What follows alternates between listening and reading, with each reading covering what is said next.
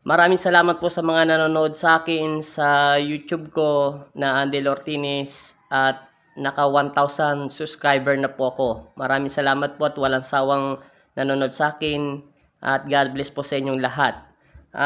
Pa-shoutout pala kila Maria Ton Makinano TV at saka kay Miriam, kay Ate Miriam, Yomi, kay Ate Miss Jo at saka kay Laida Pau at kay Marie Sakura. Shout out sa inyo. Binati ko na kayo ha. At maraming salamat sa mga nanonood sa akin dyan. Mayroon pa palang nagtanong sa akin ito. Sasagutin ko to na maayos. Ang mga kaluluwa daw may nagtanong po sa akin ito. Bakit daw po yung mga mayroong bagay na gumagalaw sa bahay, kung saan ka man pumupunta sa building etc. sa mga puno. 3 po yun o 4. Yung isa po ay body spirit yon. Yung mga body spirit po na itim na usok, yun po yung pinaka nakakatakot. Kasi po yun ay hindi po nakikita ng normal na mga mata. At hindi rin po to nakikita ng kahit may third eye ang yung mga mata. Kahit ako may third eye mata ko, hindi ko basta makita yon. Yun po yung pinaka delikado. Tawag po doon mga exorcist. Yung pangalawa po, yun po yung mga body spirit, yung mga mahirap po paniwalaan to kasi yung iba po hindi po naniniwala, kanya-kanya po opinion to. Minsan yung sensya, hindi ko naman po inaano lahat. Minsan hindi po talaga iba-ibang natin pananaw sa mundo. Yung may kaluluwa po talagang minsan hindi nila tanggap ang kamatayan nila. Kaya po minsan may nagpaparamdam, may gumagalaw ng bagay, o may makikita po, lalong-lalo po sa mga nagtitiktok, o kaya yung nagbablog din po katulad natin lahat. At yung may mga kamerang magaganda po, minsan po talaga nasasagap yon ng sensor ng camera. Pero totoo po yun. Yung mga tao pong namatay yun na hindi naman po nila matanggap. Para po yung mga na-rape, yung binarel, etc. Maraming klase na kamatay na bangga na hindi pa nila tanggap dahil meron pa silang naiwanan sa pamilya nila. Minsan talaga nagpaparamdam sila. Alam naman po ng mga paranormal expert po yun. At saka po yung mga bakit po may boses po minsan sumasabay sa video. O kaya kung may kumukuha pong camera o bigla may pumapasok na nagsasalita. Yun po yung ikatatlo, yung mga bagay na laman lupa, yung mga spirit na hindi matahimik. Pero po yung mga kapre, maligno, etc. po mga duwende, hindi po sila nakikisabay. Sila yung mga tao din na isinumpa ng Panginoon Kristo. Yun lang po ang aking natutunan sa aking lola ko.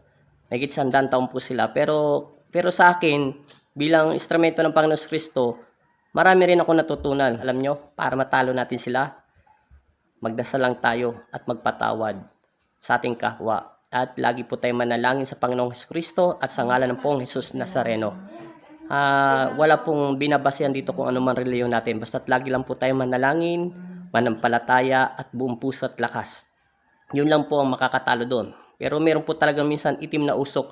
Yun po ay delikado. Yun po talagang hindi tumatanggap na kahit tawas lang yun o anuman simpleng dasal. Kailangan po talaga nagmula sa puso natin. Kailangan talagang tatawag tayo kay Kristo, kay Jesus, na humingi tayo ng tulong kasi si Jesus nasa puso natin. Yun lang po. Pag-ibig ang makakatalo doon. Hindi po kaya ng kahit anong sandatang gagamitin. Inamin ko minsan nahihirapan ako doon. Pero yung natutunan ko na silang talunin dahil hindi po kailangan doon naggalit. Kailangan lang po doon ng lakas ng tiwala sa pananalangin, pananampalataya sa Panginoon Kristo, pananalig. Yung wala pong alinlangan at takot, handa kang mamatay na naglilingkod sa Panginoon Kristo para matalo namin yon o matalo natin yun sa panalangin. Yun po ay isang mahirap paniwalaan na hindi kayang ipaliwanag ng siyensya. Yun lang po yun. Yung mga nagtatanong sa akin yun, sinagot ko na yung tanong nyo. Para lang sa akin yung mga natutunan ko at nalaman ko ha. Basta't importante po ang makakatalo lang doon, yung panalangin at pagdarasal. Huwag po tayong makakalimot sa pagpapasalamat sa Panginoon Kristo. Huwag po tayong makakalimot sa pagdarasal dahil nandyan tayo.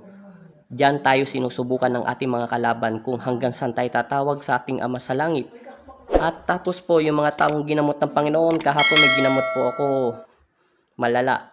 Katulad ko rin po yung sakit yon. Pero malalaman nyo po sa next video ko yung sa Lunes. At ipopost ko po yun. Malala po talaga yun, peras kami sakit. Pero binigyan siya ng kagalingan ng Panginoon Kristo. Kahit ako, nagulat ako. Pero hindi ko po mapaliwanag kung paano gumagaling sila. Tandaan nyo po, lahat tayo ay instrumento ng Diyos. Lahat tayong mga tao sa mundo, kung ano man reliyon natin sa buong mundo, ay tayo ay sinugo ng Diyos para magmahalan, magbigayan, magkapatawaran. Dahil iisa lang ang pinanggalingan natin.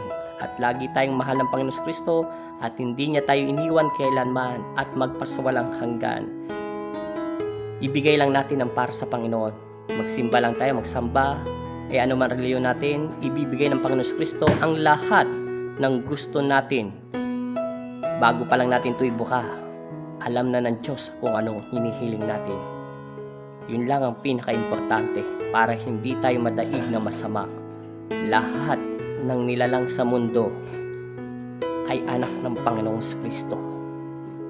Yun lang po at maraming salamat po at magandang hapon po sa inyo. Maraming salamat din sa nag-subscriber sa akin.